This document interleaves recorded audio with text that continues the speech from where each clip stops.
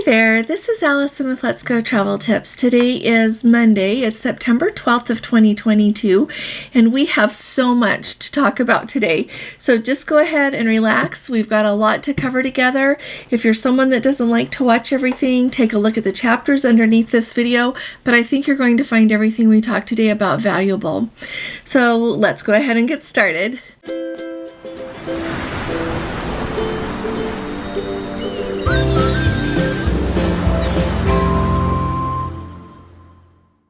First of all, I want to talk to you about Princess's Captain Circle loyalty program. So I was thinking about this over the weekend because I had mentioned in my video that I had given to Princess, I had asked them, one of the things I said is to please give the things that you say that you are going to give to your elite passengers. And truly that applies to everybody that is supposed to be able to get something from their elite program. That led me to look at Princess's website and to see if they are still offering things like the nice upgraded bathroom amenities. And so they are not. They have slid that out of what they offer. And it really has not been that long since I did a video, like it was just, I want to say earlier this summer, about what Princess offers in their program.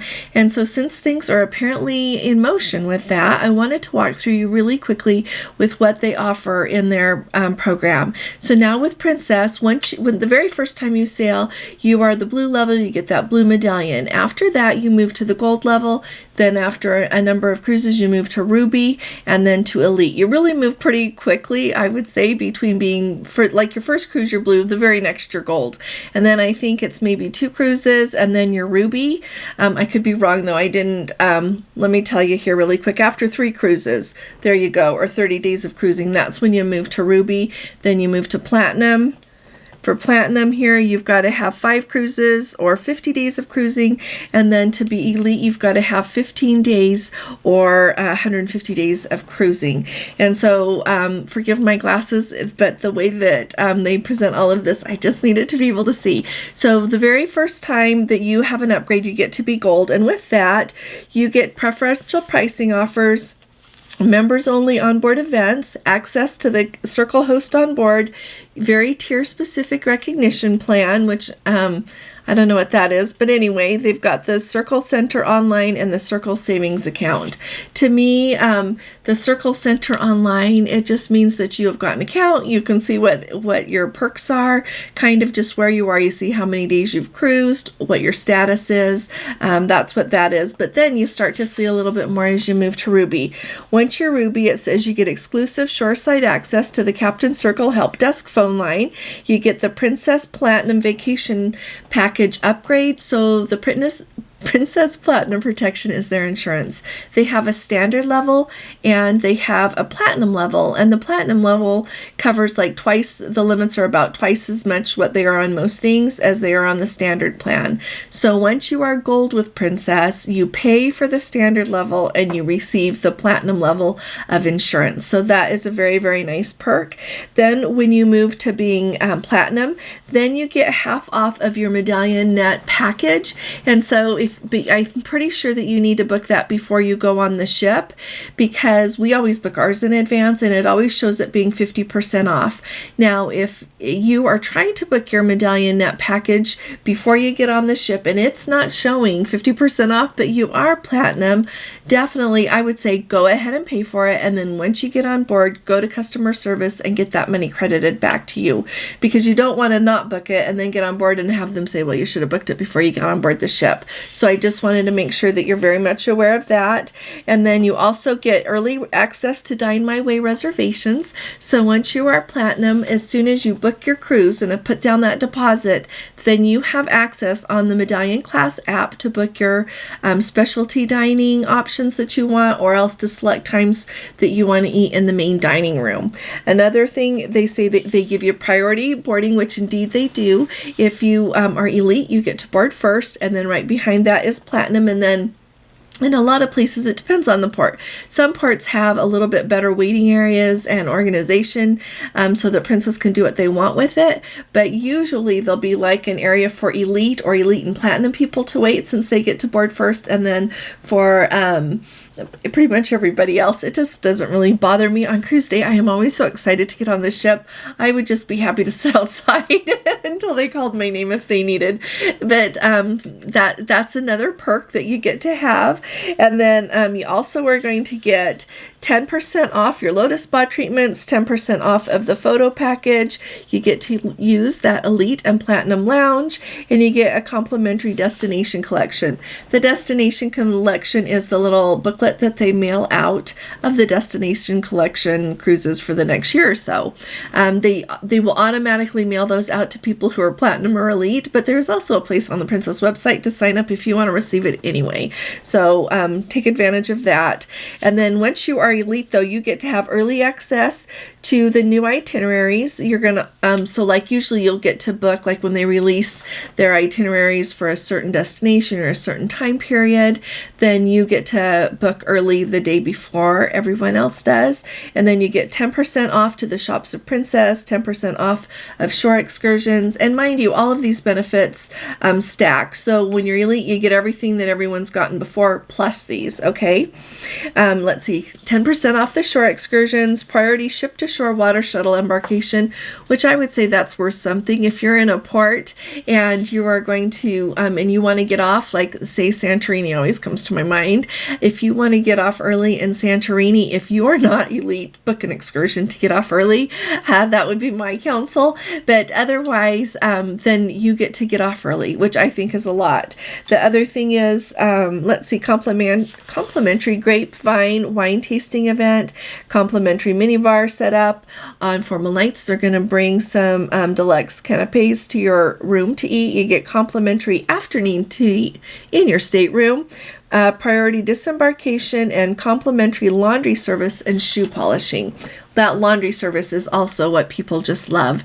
And I like that they offer the shoe polishing. I think that's very nice. I learned from my father how important it is how your shoes look. So I really like that they add that. So that is what, as of today, September 12th of 2022, Princess is offering to their passengers for their loyalty benefits. So I hope that really helps everyone.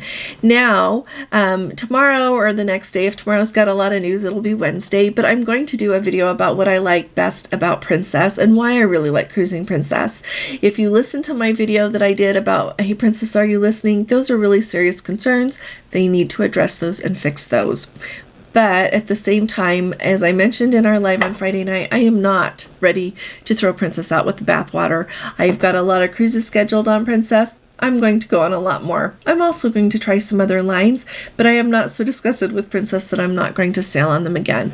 I just wanted to let you know that. Now, if you read through the comments, and I get it based on different experiences, some people are not going to go on Princess again, and they're going to give them a couple of years to try to get their act together, and then they might give them another try.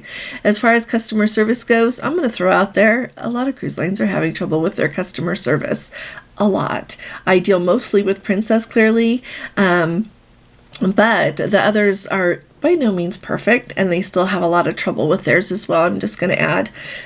Now, moving on from that, I do want to talk to you for just a minute here about cruising with pets. A very dear friend of mine asked me about that, and so I have done a ton of research trying to find out who allows pets, what the regulations are if you want to bring your pet on board.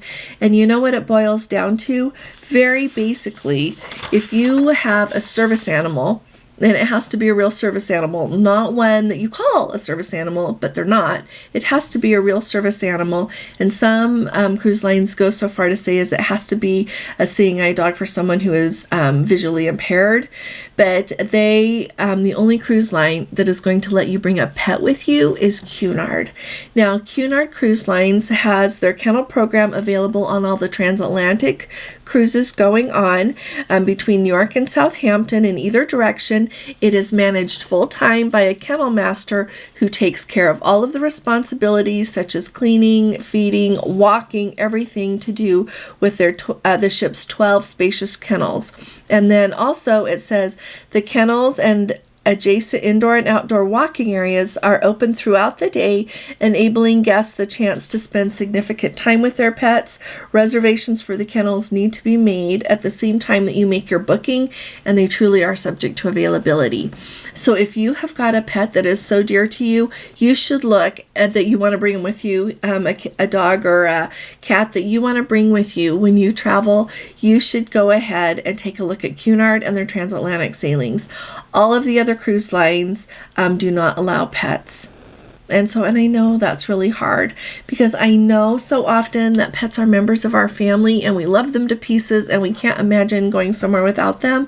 But so if you are in that situation and you're not going to go without your sweet little pet, take a look at Cunard's transatlantic sailings. And then, so if any of you have any experience though of having to bring your service animal with you, would you share that with us? You can put it in the comments below or send me an email and I'll share it with everyone, because I know that that's a really big deal and really helpful, and everybody just really likes to know how things like that work, because there are people that have service animals that have to have them, and it does sound like all the cruise lines allow that.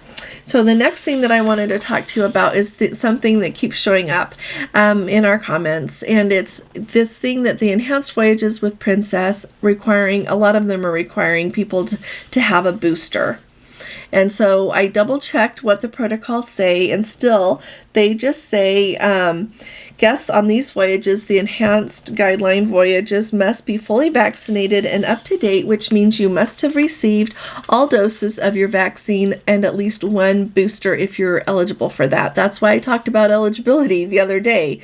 It says unvaccinated guests, which I guess is what they're considering people who do not have that booster, can request a vaccination exemption to sail by contacting Princess. So I would say if you're completely unvaccinated, you're going to need an exemption. And if you don't have your booster, you're going to need an exemption.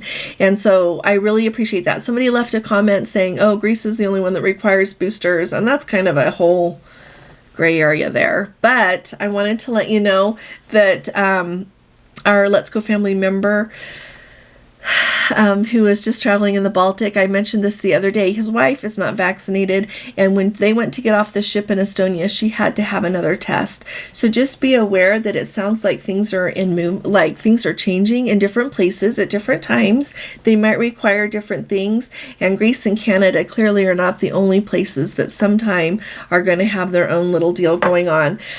Greece, I've talked about those protocols in another video, so I don't want to take the time here. So check out my other videos, and I'll have Gordon link one below that has a recap of all of the protocols really well, so that you know what to expect. Now, the other day I talked to you about how Carnival Cruise Lines is adding some a la carte menu items to their room service menu.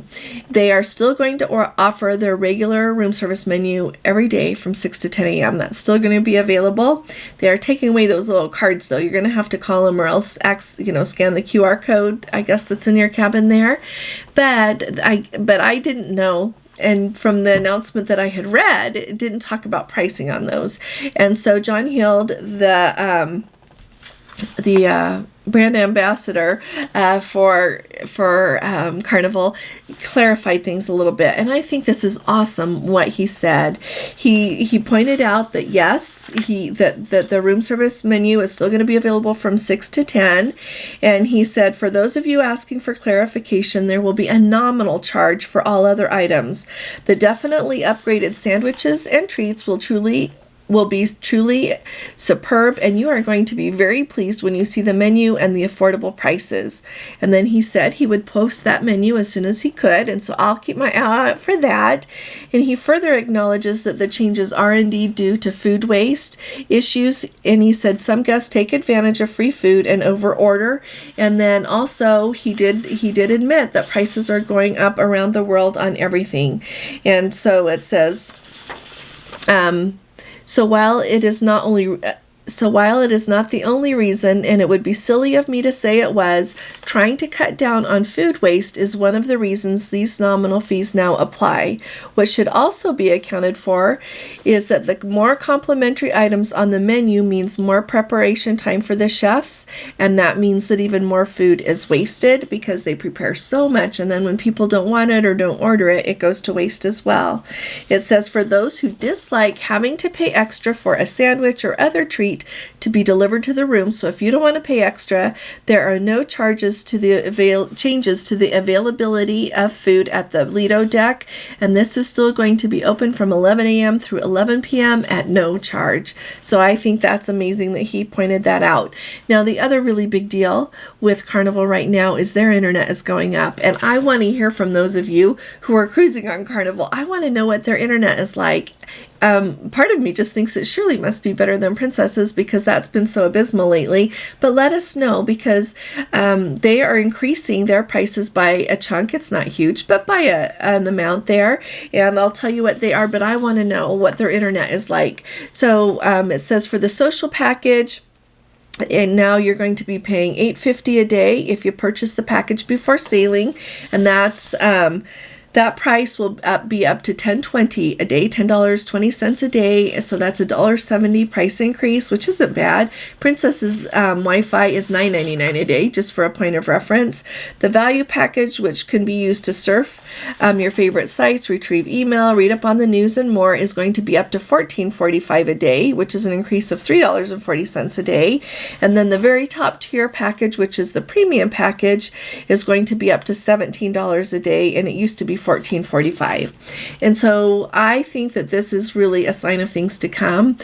Carnival's internet prices by far are not the most expensive at sea, and if they've got good internet, I'd be willing to pay for it. I would be happy if Princess had to raise their rates a little bit to get us up to where we could have some really good internet. And I think that it would be fine if you have to have different levels.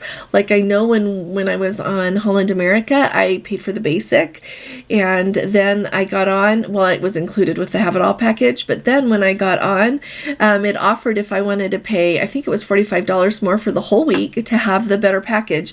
And I did because I knew that I was going to try to put up videos, and it wasn't fast enough for that either. But so there you go. But but I would be willing to pay more for something that worked, is what I'm saying. So it's going to be really interesting to see how things change on other cruise lines with prices going up. Now we have some updates from Onboard some cruise ships. Now this one I think is significant. Renee was so kind. Thanks, my dear, for letting us know that her contact on the Royal Princess said that, not too long ago, maybe it's like the last month, they restarted the Champagne Waterfall, which, brings so many people together on the ship. For now, they are going to discontinue that because they have had a high volume of COVID cases on the ship. Now, I don't know what percent a high volume would be, but I suspect it was more than they used to have. The next thing I wanted to let you know about is just a little bit of a word of, it's not really a word of warning, but it is something I want you to be very aware of. If you are going to go to Up on a cruise tour in Alaska this year, I just want you to be aware that some of these things are still happening. A Let's Go family member was so kind to comment the other day and say that they had done their cruise, like the tour portion first, and then they were going to board the cruise ship. As you know, you have to be tested. Princess supplies the test, and you are tested at the lodge before you're going to head down to embark on your cruise.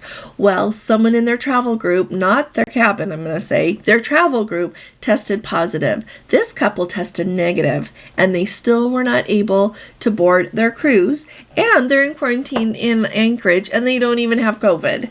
And so at least they test negative. And so here's what I want you to be aware of, mainly that these things can happen. And I don't know, they were hoping to be able to come home today, Monday. I asked if they would keep us posted and let us know how it goes. I really appreciate them letting us know. They said they have had no communication from Princess. Right when they found out that their travel party person tested positive, they had to go into quarantine. Princess didn't talk to him. Then they wound up in a hotel in Anchorage. So I am really excited to hear the rest of the story. But the reason I'm telling you this is just so that you know what can happen. And to be quite frank with you, this is like not in my comfort level for how I worry about things. And so I think that we are probably, Gordon and I, going to schedule a group cruise for Alaska in 2024, but it's not going to be a land tour like the cruise tour. That's what I was planning to do. But as long as this persists, I just don't feel comfortable with it. Maybe we'll see what happens a little bit next year and maybe do a cruise tour in years down the road together. I think that would be so much fun. I think that we would have the best time together, all of us going on a cruise tour. But that situation really worries me. And so it doesn't mean you shouldn't go, but it means you should be aware of that and prepared. So, and then, you know what? I want to know what you guys think about this. So if you test negative, do you think, like, should you have to go into quarantine? That's a separate question than should you be allowed to board the cruise ship in this situation, because that's out of our hands. But do you think if you test negative, you should have to quarantine? And then just, I don't know, something about all of that just doesn't make sense in my mind. If they don't want to let you on the cruise ship, should they let you fly home because you're still testing negative so you can get home before you're sick? Maybe you'll never get sick. I don't know. But anyway, I think it's a sticky situation, and I just wanted to make you all aware of it. The next thing that I wanted to let you know is we've got our Let's Go family member, Brian, and he and his wife are going to be traveling down to Australia on a cruise. And they're going to be on the September 24th, LA to Sydney, 25-day Pacific cruise with a back-to-back with an 11-day of Queensland, Australia right after that. And so when you go to Australia on a cruise, he said both New Zealand and Australia require U.S. citizens to get an ETA, which is an electronic visa, via their app. So he and his wife signed up for that and got their New Zealand ones immediately after applying, and he got his Australia one immediately after applying as well. And that was clear back in July, so they allowed lots of time to get it, but they had a really hard time, and he just barely today got his wife's.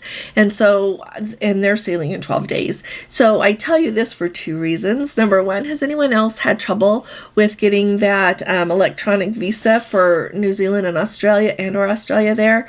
And then also the warning, just like apply as soon as you can for that, because it's clearly sometimes taking longer. Like, she submitted her application and then it was taking so long that they called in and they said, well, maybe you should apply again. Like, it said that you would have to withdraw the application and submit a new one, which means you have to pay the $55 again. So they did that, thinking we have got to get this because we want to go on this cruise. And so all of you, if you wouldn't mind to share your experience with this, I think it will really help us all out. And like I said, if you're going to go on these sailings, make sure that you apply for that as quickly as you can. Now, the next update here is we've got Let's Go family members who are just on the Emerald Princess, any of those of you who are going to be sailing soon, and they were on from August 25th through September 6th. So they think they were on when, like, my sister was on and when Larry was on. So I really appreciated hearing their update as well. So they said that the ship itself, the staff, and the crew were exceptional, and they have sailed on Carnival and on Celebrity and on Windstar. And they said, we have never had any better service anywhere except for maybe a teeny bit better on Windstar. And if you are not familiar with Windstar, on Windstar, they've got like 1 or 1.5 crew members for each passenger. It's a whole nother level, much more expensive, whole different sailing experience. Or, it's very luxury. So I thought that was good. They said that the entertainment was excellent. They said that everything to do with it was excellent, that they would definitely do that again. The shore excursions were as expected, really well. They thought that the only thing that was not as good as usual, which several people I have spoken with concur, is that the food was not nearly as good. And I love how she said she talked to other people who were on the ship that had that black medallion, which indicates that you're elite, so they would have sailed a lot, and they agreed the food was not near as good as it could be. But I love that she said, but it wasn't a deal breaker. It was still really good. She said, I still managed to gain a couple of pounds and certainly didn't starve to death, but it just wasn't what she expected. But she said she would do that cruise again in a heartbeat. They're looking forward to sailing on Princess again. Now, another fun thing is yesterday was embarkation day on the Majestic Princess. Someone in our Let's Go family members, in our Let's Go Travel Tips Facebook group, said that they didn't say what it was. They said they just had a bad experience with embarkation yesterday in Vancouver onto the Majestic Princess, and so they were upgraded into a beautiful mini suite. And so if anything happens that is, I don't mean people to whine about everything and ask for an upgrade, but just be aware if something really that is not good happens, maybe they will give you an upgrade if you ask. And maybe it sounds like maybe they were just offered one. Now, I've got a few updates from the Crown Princess. So the Crown Princess, I wanted to tell you is, it has not... I have just been thinking about Queen Elizabeth's passing away, and I know some people care, some people don't, but I thought that it was a really nice gesture that there is a nice spot on the Crown Princess to Alaska where you can sign a condolence book for the royal family for the Queen's passing, and our lovely Let's Go family member who posted that, she put that over in our Let's Go Travel Tips Facebook group, and she thought it was a lovely touch, and so do I. And my thoughts and prayers are with all of you. If I thought I could get Gordon to come with me, I would come to be there for her funeral. I think that is just going to be such a special day for all of you there. And so just know that my thoughts and my prayers are with you all still. Another update from the Crown Princess here. Our Let's Go family member just sent me this update. She just got off. She said that their cruise on the Crown Princess was absolutely wonderful.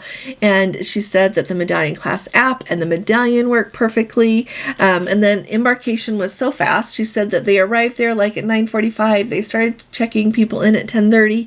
Everything went really smoothly. I got a kick out of the thing that she said they went to their stateroom and watched the muster drill right away and went down to their muster station and got checked off. But they heard announcements all afternoon reminding people to please do that. She said as far as the ArriveCan app goes, they did not ask to see the receipt at embarkation. But then before they got to Victoria, they announced that it needed to be done again. And there was lots of help offered if you needed help being able to get that done. Their room attendant, Diane, their room steward there, was great, did an amazing job. She said that everyone, a member of the staff that they encountered, was friendly and helpful. All the food from eating at all the different eating establishments on board was great. They loved everything they ate. They had an aft-facing balcony, and it was absolutely beautiful. So I just love that there was a happy update from that. And then someone else is also on the Crown Princess. She said that the ship is showing a little bit of wear and tear. Of course, it's a smaller ship. It is not the huge royal class that Princess has, like Discovery Princess, Majestic Princess. She is a little bit smaller, but that it was not crowded, and the food is really good so far, and the service is excellent, and that the embarkation was very quick. So I appreciate her letting us know that. Now, the very last thing that I want to let you know is the other day, like yesterday, if you missed it, I talked a lot about what people had shared, the differences they noticed right off between Princess and Royal Caribbean, because they just did back-to-back or side-by-side cruises, I should have said, up in to Alaska, one on the Discovery Princess, one on Quantum of the Seas. And so one of you was really kind to add your thoughts to it. They've been on the Allure of the Seas and Harmony of the Seas. They love that the adult solariums are beautiful, but they're enclosed. There are way more dining options, she says, on Royal Caribbean, like Johnny Rockets, the Parks Cafe, and different neighborhoods like Central Park and the Boardwalk. The Broadway shows, the ice skating shows, the diving shows they've got on the back of the ship are really wonderful, but she said that when they're on Royal Caribbean, they miss the variety of game shows and trivia that's on Princess, the huge lounges, the International Cafe, movies under the stars, and she pointed out that their inside cabin on Royal had a sofa, which was very handy. It's always nice to have a sofa, I guess. And so thank you very much for taking your time to share these things. I think it informs all of us. So I really appreciate you all sticking with me. I know it was a long video today, but I think a lot of it was really valuable. It was all things that I wanted to know. So join us tonight if you can. Our live is at 9 p.m. Eastern. It always is on Monday nights. And I'll look forward to seeing you then. If you haven't subscribed yet, please do. You're going to want to be part of our Let's Go family here. We have grand plans and our future is bright together. So if you appreciate these updates, please give this video a thumbs up, as that really does help us out. I'll be talking to you all again really soon. You all take really good care. God bless you. Love you. Bye-bye.